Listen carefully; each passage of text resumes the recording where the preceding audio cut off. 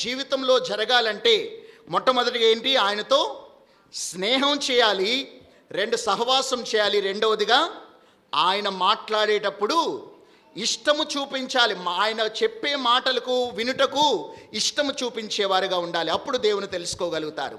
మూడవదిగా ఒక వ్యక్తిని ఎలాగ మనం తెలుసుకోగలుగుతాం, ఎరగగలుగుతామంటే ఆయనతో మాట్లాడటం ద్వారా. అంటే మనము కేవలం దేవుడు మాట్లాడేవాడు మనం వినటానికే ఉండాలని కాదు, మనము కూడా ఆయనతో మాట్లాడాలి. మనం ఆయనతో మాట్లాడినప్పుడు మనము దేవునికి మనని గురించి ఆయన అర్థం చేసుకోగలుగుతున్నాడు అని మనకు అర్థమవుతుంది. కాబట్టి మనము ప్రతి దినము కూడా చదవండి ఒకసారి, దావీదు ఎటువంటి ప్రార్థన చేస్తున్నాడు చూడండి ఒకసారి. కీర్తన 55వ కీర్తన 17వ వచనం చదవండి. సాయంకాలమున ఉదయమున మధ్యాహ్నమున నేను ధ్యానించుచు మొరపెట్టుకొందును, ఆయన నా ప్రార్థన ఆలకించును. దావీదు భక్తుడు రాజుగా ఉన్నప్పుడు చెప్తున్నాడు. ఏమని చెప్తున్నాడు? ఒక తీర్మానం అక్కడ కనపడుతుంది. రోజుకి ఎన్నిసార్లు ప్రార్థన చేస్తాడంట, దేవునితో మాట్లాడతాడంట? సాయంకాలమున ఉదయమున మధ్యాహ్నమున నేను ధ్యానించుచు మొరపెట్టుకుందును, ఆయన నా ప్రార్థన ఆలకించును. అంటే ఒక తీర్మానం తీసుకుంటున్నాడు. గతములో నేను ప్రార్థన చేశాను, ఆయన నా ప్రార్థన ఆలకించాడు, కనుక నేను ఒక తీర్మానం తీసుకున్నాను. ఉదయమున మధ్యాహ్నమున సాయంకాలమున నేను మొరపెట్టుకుంటాను, ధ్యానించుకుంటూ ఆయనని జ్ఞాపకం చేసుకుంటూ, ఆయన యొక్క గొప్పతనాన్ని జ్ఞాపకం చేసుకుంటూ మొరపెట్టుకుంటాను, ఆయన నా ప్రార్థన ఆలకిస్తాడు అని చెప్తున్నట్లుగా మనం చూస్తున్నాం. అదేవిధంగా దానియేలు కూడా ఉన్నతమైనటువంటి స్థితిలో ఒక అధిపతిగా ఉన్నప్పుడు కూడా, రాజు చేత ఒక శాసనము చేయబడినప్పటికీ కూడా ఏం చేస్తున్నాడు? ఆ శాసనాన్ని ధిక్కరిస్తే రాజును తప్ప ఏ దేవుణ్ణి ఆరాధించినా కూడా సింహపు బోన్లో వేస్తారని తెలిసినా కూడా ఏం చేస్తున్నాడు? అతడు తన ఇంటిలోనికి వెళ్ళి యథాప్రకారము అనుదినము ముమ్మారు మోకాలుని తన ఇంటి పైగది కిటికీలు యెరూషలేము తట్టుకు తెరవబడి ఉండగా తన దేవునికి ప్రార్థన చేయుచు ఆయన స్తుతించుచూ వచ్చెను. చూసారా ఇక్కడ? ఆయనకి వాడుక అంటే తన జీవితంలో దేవునితో మాట్లాడటాన్ని ఒక అలవాటు చేసుకున్నాడు. ఎందుకంటే ఈ యొక్క దావీదు భక్తుడు కానీ, దానియేలు కానీ, బైబిల్ గ్రంథంలో అనేక మంది భక్తులు. కాబట్టి దేవుని మనం ఎలా తెలుసుకోగలుగుతామంటే మనతో మాట్లాడేటప్పుడు వినటమే కాకుండా మనము కూడా ఆయనతో మాట్లాడటాన్ని ఒక అలవాటు చేసుకోవాలి. ఇతడు అలవాటు చేసుకున్నాడు. అందుకనే యథాప్రకారము అనే మాట, యథాప్రకారము అనుదినము అంటే అతడు ఒక అలవాటు ఉంది. ప్రభువైన యేసుక్రీస్తు వారు కూడా తండ్రితో మాట్లాడటాన్ని ఒక అలవాటు చేసుకున్నారు. మనము కూడా దాన్ని అలవాటు చేసుకోవాలి. సరే, 3 పూటలు మనం పక్కన పెడదాం, కనీసం ఒక్క పూటైనా మనం చేస్తున్నామా? ఆలోచన చేసుకుందాం. కాబట్టి ఈ సంవత్సరం వరకు తీర్మానం తీసుకోవాలి. ఈ సంవత్సరం నేను నా దేవుని తెలుసుకుంటానికి పాటుపడతాను, నేను ఆయనతో మాట్లాడతాను, ఆయన మాట్లాడేటప్పుడు నేను వింటాను, అదేవిధంగా నేను దేవునితో సహవాసం చేస్తాను అని మీరు ఎప్పుడైతే తీర్మానాలు తీసుకుంటారో అప్పుడు ఏం జరుగుతుంది? దేవుని తెలుసుకోగలుగుతాం. ఏం చూసాం ఇప్పుడు? దానియేలు గ్రంథం 11వ అధ్యాయం 32వ వచనంలో దేవుణ్ణి ఎలాగా ఎరగాలో మనం నేర్చుకున్నాం. ఇక్కడ మనం చూద్దాం, తమ దేవుణ్ణి ఎరుగువారు. సరే, ఇక్కడ తెలుసుకున్న తర్వాత ఏం జరుగుతుంది? దేవుని తెలుసుకుంటే బలం వస్తుంది. ఏం దొరుకుతుంది? బలము దొరుకుతుందని మనం తెలుసుకోవాలి. ఆత్మీయమైన అంటే భౌతికమైన ఆహారం తింటే దేహానికి బలం వస్తుంది, కానీ దేవుని తెలుసుకుంటే ఆత్మకు బలం వస్తుంది. ఈ రోజున ఆత్మీయంగా మనం బలహీనంగా ఉంటున్నాము కనుకే చిన్న చిన్న కష్టాలకి, చిన్న చిన్న ఉపద్రవాలకి మనం కృంగిపోతూ ఉంటున్నాం, కృషించిపోతున్నాం. కొంతమంది ప్రాణాలు కూడా తీసుకుంటూ ఉన్నారు.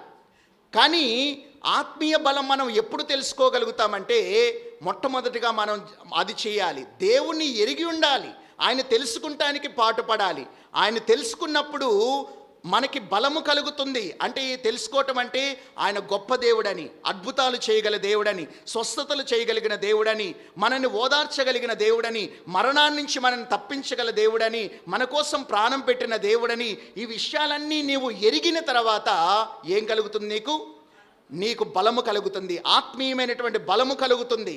బైబిల్ గ్రంథంలో మనం చూసినట్లయితే దానియేలు సింహపు బోన్లోకి వేసినప్పుడు అతడు ధైర్యముగా ఉన్నాడు. మనం చూసాము, అంటే దేవుణ్ణి వారు ఎరిగి ఉన్నారు కనుక, దానియేలు దేవుని ఎరిగి ఉన్నాడు కనుక ఎన్నో సింహాలు ఉన్నటువంటి సింహపు బోనులో వేసినా కూడా ఏమాత్రము కూడా అతడు జడిసిపోలేదు, భయపడలేదు, బిడియాన్ని ప్రదర్శించలేదు.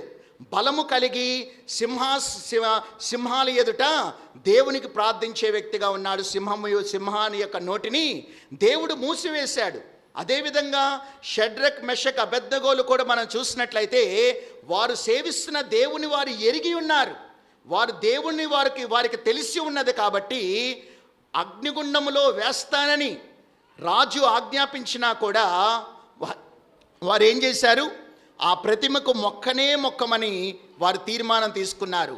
అంటే ఆ ఆత్మీయ బలము వల్ల దేవుడు వారు చేయగలిగినట్లుగా మనం చూస్తున్నాం. కాబట్టి ప్రియ దేవుని సంగమా, ఆత్మీయమైనటువంటి బలాన్ని అనుగ్రహించేవాడు మన ప్రభు అయిన యేసుక్రీస్తు వారని మనం తెలుసుకోవాలి. కాబట్టి మరి ఆయన మనకి బలాన్ని ఇవ్వటం ద్వారా మనకు కలిగేటువంటి ప్రయోజనాలు ఏంటి? దేవుని బలాన్ని మనం పొందుకోవటం ద్వారా మొట్టమొదటిగా రాకడ వరకు కాపాడగలడనేటువంటి నమ్మకం. ఏంటి? మొట్టమొదటిగా మనము అంటే దేవుడు యేసు ప్రభు వారు అనుగ్రహించేటువంటి బలము ద్వారా మనకి ఎటువంటి ధైర్యం వల్ల ఎటువంటి నమ్మిక వస్తుందంటే రాకడ వరకు ఆయన మనల్ని కాపాడగలడని. చదవండి ఒకసారి తిమోతికి రాసిన 2వ పత్రిక 1వ అధ్యాయము. తిమోతికి రాసిన 2వ పత్రిక 1వ అధ్యాయము 12వ వచనం చదవండి. ఇక్కడ పౌలు తన సాక్ష్యాన్ని పంచుకుంటున్నాడు. అతడు ఎదుర్కొన్న అంటే సందర్భము, అంటే ఆ యొక్క సువార్త నిమిత్తము అతడు పొందినటువంటి శ్రమలను బట్టి అక్కడ సాక్ష్యం చెప్పుకుంటున్నాడు. తిమోతికి ఏమని చెప్తున్నాడు? ఆ హేతువు చేత కిందకు వచ్చేయండి. నేను నమ్మిన వారిని ఎరుగుదును గనుక సిగ్గుపడను. నేను సిగ్గుపడను. నేను ఆయన అప్పగించిన దానిని రాబోవుచున్న ఆ దినము వరకు ఆయన కాపాడగలడని రూఢిగా నమ్ముకొనుచున్నాను. అంటే ఇక్కడ మనం చూసినట్లయితే నేను నమ్మిన వారిని ఎరుగుదును. ఇందాక మనం మన సంఘం వాగ్దానంలో దేవుని ఎరుగువారు బలము కలిగి గొప్ప కార్యములు చేసేదరు. ఇతడు ఏం చెప్తున్నాడు? నేను నమ్మిన వారిని ఎరుగుదును. ఆ ప్రభువుని, నా కోసం ప్రాణం పెట్టిన యేసయ్యని ఎరుగుదును గనుక నేను ఎరిగినటువంటి దేవుడు నన్ను సిగ్గుపడనియ్యడు. ఆయనకు అప్పగించినటువంటి దాన్ని రాబోచున్న ఆ దినము వరకు ఆయన నన్ను కాపాడగలడని నేను నమ్ముచున్నాను. అంటే ఆ ధైర్యము, రాకడ వరకు దేవుడు నాకు కాపాడగలడు అని ధైర్యం ఎలా వచ్చింది? అతడు దేవుని తెలుసుకున్నాడు కాబట్టి, దేవుని ఎరిగి ఉన్నాడు కాబట్టి. దేవుని ఎరిగి ఉంటే మనకి ఆత్మీయమైనటువంటి బలం పొందుకుంటాం. రాకడ వరకు ఎన్ని పరిస్థితులు వచ్చినా, దేవుని నిమిత్తం మనం నిలబడుతున్నప్పుడు ఎన్ని ఆటంకాలు వచ్చినా ఆ ఆటంకాలన్నిటి నుంచి తప్పించగలడు అనేటువంటి ధైర్యము, బలం మనం కలుగుతుందని మనం తెలుసుకోవాలి. అంత మాత్రమే కాకుండా మరి మనము ఆయన ఎరిగి ఉన్నప్పుడు మనం ఎదుర్కొనేటువంటి శోధనలన్నీ కూడా జయించడానికి బలం పొందుకుంటాం. అంత మాత్రమే కాకుండా ఆయన ఎరిగిన వారంగా ఉన్నప్పుడు ఆయన మనల్ని బలపరచడమే కాకుండా మనం ఇతరుల్ని బలపరచడానికి ఘనమైన సాధనాలుగా మనల్ని వాడుకుంటాడు. కాబట్టి ప్రియ దేవుని సంగమా, మనము దేవుని తెలుసుకుంటానికి ఎప్పుడైతే ప్రయాసపడతామో, దేవుణ్ణి మెల్లిమెల్లిగా తెలుసుకునే కొద్దీ మన యొక్క ఆత్మీయ స్థితిని కూడా, ఆత్మీయంగా బలంగా ఉండేటువంటి స్థితి కూడా పెరుగుతుందని మనం తెలుసుకోవాలి. అందుకని చదవండి, ఆ యెషయా భక్తుడు ఏమని చెప్తున్నాడు చదవండి ఒకసారి. యెషయా గ్రంథం 40వ అధ్యాయము. యెషయా గ్రంథము 40వ అధ్యాయము 28 నుంచి 31 వచనాలు. నీకు తెలియలేదా? నీవు వినలేదా? భూదిగంతములను సృజించిన యెహోవా నిత్యుడగు దేవుడు, ఆయన సొమ్మసిల్లడు, అలయడు. ఆయన జ్ఞానమును శోధించుట అసాధ్యము. తెలుసుకోవాలి. ఈ వచనం చదివినప్పుడు మనకి ఏమర్థమవుతుంది? ముందుగా మనము సేవించేటువంటి దేవుడు నిత్యుడు, ఆయన సొమ్మసిల్లడు, ఆయన అలయడు, ఆయన జ్ఞానమును శోధించడానికి ఎవరికీ సాధ్యపడదు. అంత మాత్రమే కాకుండా సొమ్మసిల్లిన వారికి బలమిచ్చేవాడు బలమిచ్చేటువంటి వాడు ఆయనే, శక్తిహీనులకు బలాభివృద్ధి కలగ చేయవాడు ఆయనే. అంటే ముందుగా ఈ 2 వచనాల్లో ఏం చేస్తున్నామంటే దేవుని ఎరుగువారు, మనము దేవుడు యొక్క గుణగణాలు మనం తెలుసుకున్నప్పుడు మనకేం దొరుకుతుంది? బలము కలుగుతుంది, బలము దొరుకుతుంది. ఆ బలము ద్వారా ఏం జరుగుతాం? తర్వాత వచనము, యెహోవా కొరకు ఎదురు చూచువారు నూతన బలం పొందుతారు, వారు పక్షిరాజు వలె రెక్కలు చాపి పైకి ఎగురుదురు, అలయక పరిగెత్తుదురు, సొమ్మసిల్లక నడిచిపోదురు. ఈ రోజున చాలా మంది దేవుని గురించి చాలా తక్కువ జ్ఞానం ఉండటాన్ని బట్టి సొమ్మసిల్లిపోతూ ఉన్నారు, ఆత్మీయంగా బలంగా ఉండలేకపోతూ ఉన్నారు. చిన్న చిన్న సమస్యలకే సొమ్మసిల్లిపోతూ ఉన్నారు, చిన్న చిన్న సమస్యలకే వేసారిపోతూ ఉన్నారు, చిన్న చిన్న సమస్యలకే గలిబిలి చెందుతూ ఉన్నారు. కానీ మనము దేవుని గురించి ఎంత తెలుసుకుంటే అంత ఆత్మీయ బలం పొందుకోగలుగుతాం. ఈ యొక్క పక్షిరాజు వలె ఏ విధంగా అది బలము సంతరించుకున్న తర్వాత ఏ విధంగా అది ఎగిరేటువంటి స్థలము కంటే ఇంకా ఎత్తైన స్థలాల్లో ఎగిరేదిగా ఉంటుంది. కాబట్టి ప్రియ దేవుని సంగమా, మన జీవితాల్లో కూడా దేవుని కోసం గొప్ప గొప్ప కార్యాలు చేసేవారంగా ఉండాలంటే 2 విషయాలు మనం చూసాం. మొట్టమొదటిగా దేవుణ్ణి ఎరిగి ఉండాలి, రెండవదిగా దేవుని యొక్క బలము కలిగి ఉండాలి, ఆత్మీయమైన బలము మనం కలిగి ఉండాలి. తర్వాత మూడవదిగా మనం చూసినట్లయితే ఆ బలము కలిగి ఉన్నప్పుడు ఏం చేయగలుగుతాము? గొప్ప కార్యాలు చేయగలుగుతాం. కాబట్టి దేవుని యొక్క ఆత్మ బలము ఉన్నప్పుడు, ఆత్మశక్తి ఉన్నప్పుడు మాత్రమే గొప్ప కార్యాలు చేయగలుగుతాము. మందిరములో అద్భుతాలు జరగాలన్నా, ఆశ్చర్య కార్యాలు జరగాలన్నా, విడుదల కార్యాలు జరగాలన్నా, ఏది జరగాలన్నా కూడా ఎప్పుడు జరుగుతుంది? ఆత్మశక్తి మనకున్నప్పుడు గొప్ప కార్యాలు జరుగుతాయని మనం తెలుసుకోవాలి. బైబిల్ గ్రంథంలో ఉన్నటువంటి దైవభక్తులైనటువంటి స్త్రీలు కానీ పురుషులు కానీ ఎవరినైనా మనం చూసినట్లయితే దేవుని బలముతో గొప్ప కార్యాలు చేశారు. గిద్యోను మనం చూసినట్లయితే అతను పిలిచినప్పుడు అతడు చాలా పిరికివాడుగా, అంటే ఆ మిద్యానీయుల మీదకి వెళ్ళటానికి ఏమాత్రము కూడా ధైర్యము లేనటువంటి వాడు, అతడు అటువంటి పిరికివాడు. కానీ దేవుడు అతన్ని ఏర్పరచుకున్నాడు. కేవలము 300 మంది సహాయముతో ఏం చేశాడో తెలుసా? లెక్కకు మిడతల వలె ఉన్నటువంటి ఆ యొక్క మిద్యానీయులను, అమాలేకులను, అదేవిధంగా ఒంటెలు ఎలా ఉన్నాయి, వారి యొక్క ఒంటెలు ఎలా ఉన్నాయో తెలుసా? ఇసుక రేణువుల వలె ఉన్నాయంట. అంత విస్తారమైన సైన్యాన్ని ఏం చేశాడు? కేవలం ఎంతమందితో? 300 మంది సహాయంతో వారిని తరిమి కొట్టగలిగినట్లుగా మనం చూస్తున్నాం. ఎక్కడి నుంచి పొందుకున్నాడు ఈ బలాన్ని? పిరికివాడు, ధైర్యము లేనటువంటి వాడు గిద్యోను ఎక్కడి నుంచి పొందుకున్నాడు ఈ బలాన్ని? దేవుని అతడు ఎరిగి ఉన్నాడు కనుక దేవుని బలాన్ని దేవుని యొక్క బలము, శక్తి, దేవుని యొక్క ఆత్మ తన మీద ఉన్నది కనుక గొప్ప కార్యాలు చేయగలిగినట్లుగా మనం చూస్తాం. అదేవిధంగా సంసోను మనం చూసినట్లయితే దేవుని యొక్క బలము కలిగిన వాడు కనుక అతడు మనం చూసినట్లయితే తన యొక్క కుటుంబ సభ్యులతో కలిసి, అంటే తల్లిదండ్రులతో కలిసి ఆ యొక్క తిమ్నాతుకు వెళ్తున్న సమయంలో కొదమ సింహము బొబ్బరించుకుంటూ తన ఎదుటికి వస్తుందన్నమాట. ఆ సింహాన్ని ఏం చేస్తాడు? తన చేతితో అతని దగ్గర ఏమీ లేదు కనుక మేక పిల్లను చీల్చినట్లు దాన్ని చీల్చివేశాడు. కొదమ సింహాన్ని చీల్చివేసేటువంటి బలము ఎవరిచ్చారు అతనికి? చెప్పాలి. కొదమ సింహాన్ని చీల్చివేసే బలాన్ని ఎవరిచ్చారు? దేవుడిచ్చాడు. దేవుణ్ణి మనం ఎరిగి ఉంటే ఆయన మన జీవితాల్లో బలాన్ని దయచేస్తాడు. దేవుని బలముతో గొప్ప కార్యాలు చేయగలుగుతామని మనం తెలుసుకోవాలి. అదేవిధంగా ఏలియా ప్రవక్త కూడా మనం చూసినట్లయితే ఆ కర్మేలు పర్వతం మీద మనం చూసినట్లయితే ఆ బయలుదేవతను ఆరాధించేటువంటి ఆ ప్రవక్తలు ఎవ్వరూ కూడా ఆకాశం నుండి అగ్నిని దింపలేకపోయారు. కానీ ఏలియా ఎప్పుడైతే ప్రార్థన చేశాడో ఆకాశం నుండి అగ్ని దిగి వచ్చినట్లుగా ఆ యొక్క దహన బలి పశువును, కట్టెలను, రాళ్లను, బుగ్గిని దహించి కందకమునున్న నీళ్లను ఆరిపోయేటట్టు చేసినట్లుగా మనం చూస్తున్నాం. అంటే ఆ ప్రవక్తలందరూ చేయలేనటువంటిది ఎలాగ చేయగలిగాడు? దేవుని యొక్క బలముతో అని మనం తెలుసుకోవాలి. హెబ్రీయులకు రాసిన పత్రిక 11వ అధ్యాయంలో కనబడే విశ్వాస వీరులందరూ కూడా, వారందరూ కూడా గొప్ప గొప్ప కార్యాలు ఎలా చేయగలిగారు? అపోస్తులు కూడా, యేసు ప్రభు వారి శిష్యులైనటువంటి అపోస్తులు కానీ, తర్వాతి క్రైస్తవులు కానీ గొప్ప గొప్ప కార్యాలు ఎలా చేయగలుగుతున్నారు? ఎలాగా? ఈ రోజున సేవకులైనటువంటి మేము కూడా, లేకపోతే ఎవరైనా సరే ఎలా చేయగలుగుతున్నారు ఆ గొప్ప కార్యాలు? దేవుని యొక్క బలము వల్ల.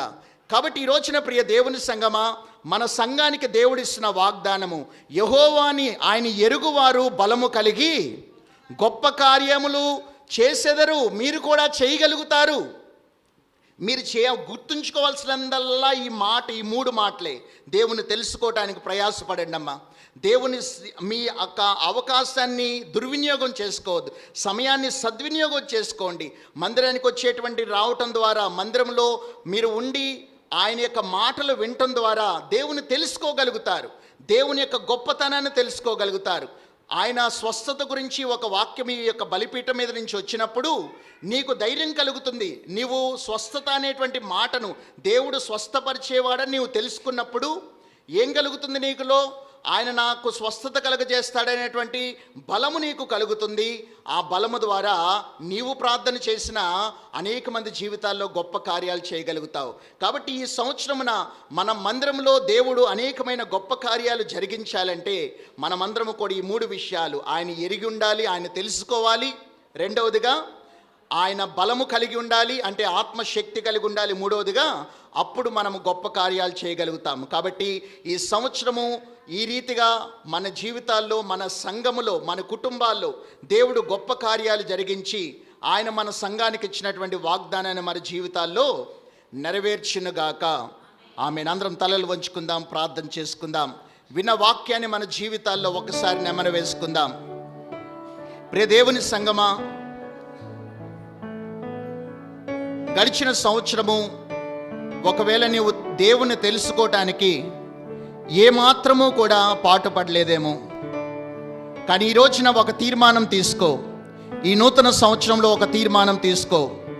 నా దేవుని నేను తెలుసుకోవటానికి ఇష్టపడుతున్నాను, ఆయన ఎరిగి ఉండటానికి నేను ఇష్టపడుతున్నాను, నాకు తెలిసిన దానికంటే ఇంకా తెలుసుకోవటానికి ఇష్టపడుతున్నాను, తెలుసుకున్న దాన్ని బట్టి నేను ఆత్మశక్తిని పొందుకోవాలని ఆశపడుతున్నాను, ఆత్మశక్తితో గొప్ప కార్యాలు జరిగించాలని ఆశపడుతున్నాను ప్రభువా అని నీవు ఆశపడితే, ఆశ కలిగిన ప్రాణాన్ని దేవుడు తృప్తిపరుస్తాడు.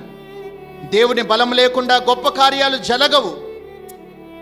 అదేవిధంగా దేవుని తెలుసుకోకుండా నీ జీవితంలో దేవుని బలాన్ని పొందుకోలేవు.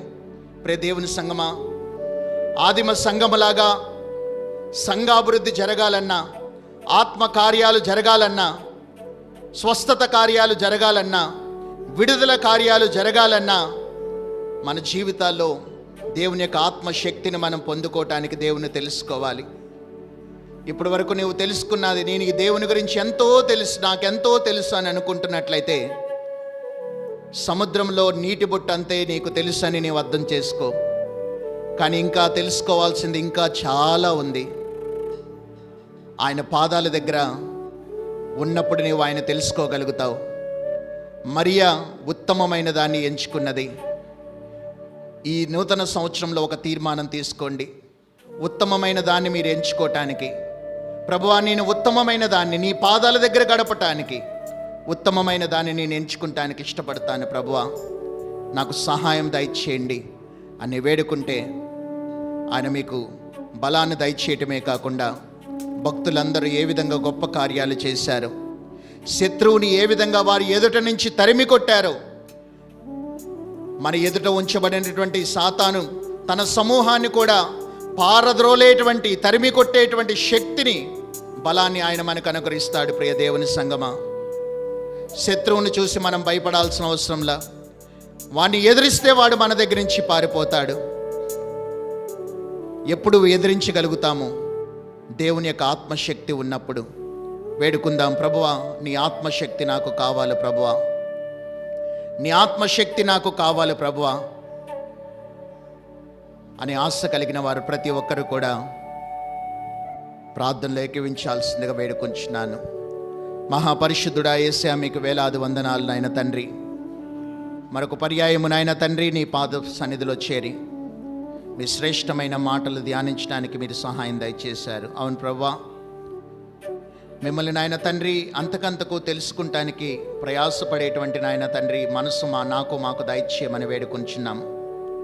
మీతో సహవాసం చేసేవారంగా, స్నేహం చేసేవారంగా, మీ మాటలు నాయన తండ్రి ఆలకించేటువంటి వారంగా, మీతో నాయన నిత్యము నాయన మాట్లాడటానికి మా మనసులు నిలిపే వారంగా ఉండటానికి సహాయం దయచేయండి. తద్వారా మిమ్మల్ని ఇంకనూ తెలుసుకొని నాయన మీకు సమీపముగా జీవించే భాగ్యం మాకు దయచేయండి నాయన.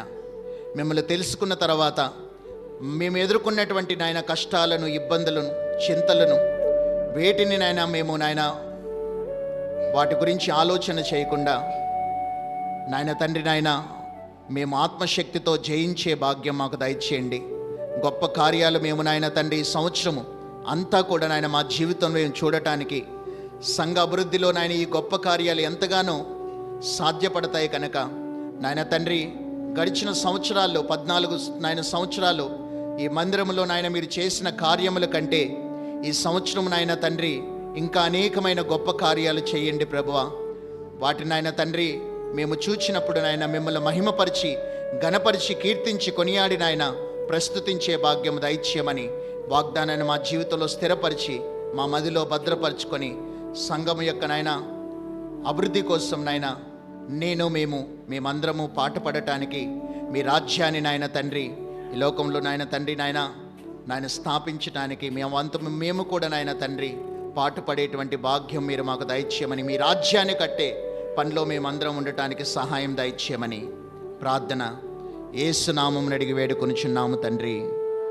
Amen, amen. ఈ సమయంలో ప్రతి ఒక్కరు కూడా అనాలోచనగా ఉండకుండా